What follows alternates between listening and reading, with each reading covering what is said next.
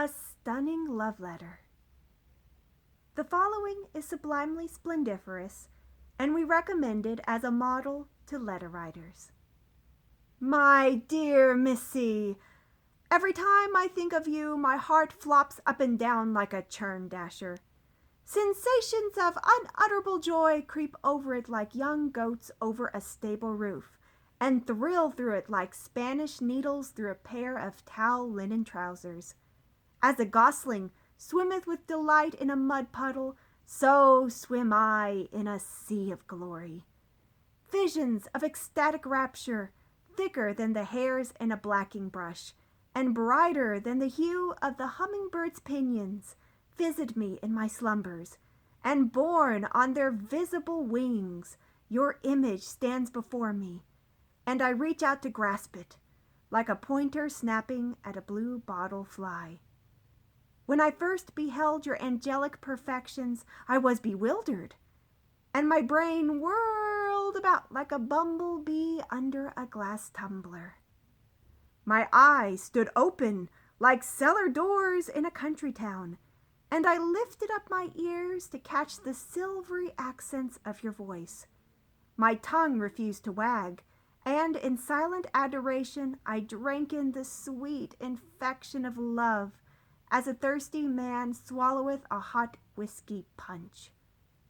Since the light of your face fell upon my life, I sometimes feel as if I could lift myself up by my bootstraps to the top of the Presbyterian steeple and pull the bell rope for singing school. Day and night, you are in my thoughts. When Aurora, blushing like a bride, rises from her saffron couch, and when the jaybird pipes his tuneful lay in the apple tree by the spring house. When the chanticleer's shrill clarion heralds the coming morn, when the awakened pig ariseth from his bed and grunteth, and goeth for his morning refreshments, when the drowsy beetle wheels his drowning flight at sultry noontide, and when the lowing cows come home at milking time, I think of thee, and like a piece of gum elastic, my heart seems to stretch clean across my bosom. Your hair is like the mane of a sorrel horse, powdered with gold, and the brass pin skewered through your waterfall fills me with unbounded awe. Your forehead is smoother than the elbow of an old coat. Your eyes are glorious to behold. In their liquid depths I see legions of little cupids bathing like a cohort of ants in an old army cracker.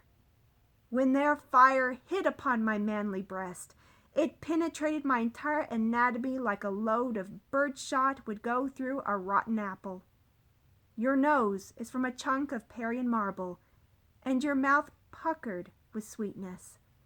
Nectar lingers on your lips like honey on a bear's paw, and myriads of unfledged kisses are there, ready to fly out and light somewhere, like bluebirds out of the parent's nest.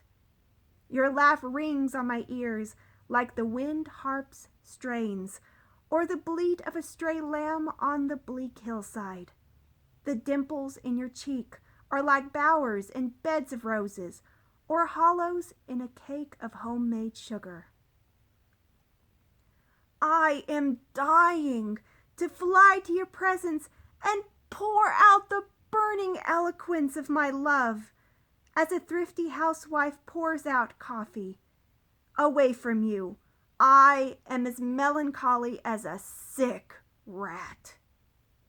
Sometimes I can hear the June bugs of despondency buzzing in my ears, and feel the cold lizards of despair crawling down my back. Uncouth feet, like 1,000 minnows, nibble at my spirits, and my soul is pierced through with doubts as an old cheese with skippers. My love for you is stronger than the smell of coffee's patent butter or the kick of a young cow, and more unselfish than a kitten's first caterwaul. As the songbird hankers for the light of day, the cautious mouse for the fresh bacon in the trap, as a lean pup hankers after new milk, so I long for thee. You are fairer than a speckled pullet, sweeter than a Yankee doughnut fried in sorghum molasses, brighter than the topknot plumage in the head of a muscovy duck. You are candy kisses, raisins, and pound cake and sweetened toddy altogether. If these few remarks will enable you to see the inside of my soul, and me to win your affections, I shall be as happy as a woodpecker on a cherry tree, or a stage horse in a green pasture. If you cannot reciprocate my thrilling passion, I will pine away like a poisoned bedbug, and falling away from the flourishing vine of life and untimely branch, and in the coming years, when the shadows grow from the hills, and the philosophic frog sings his cheerful evening hymns, you, happy in another's love, can come and drop a tear and catch a cold upon the last resting place of Julius Epaminondas Muggins. Thank you.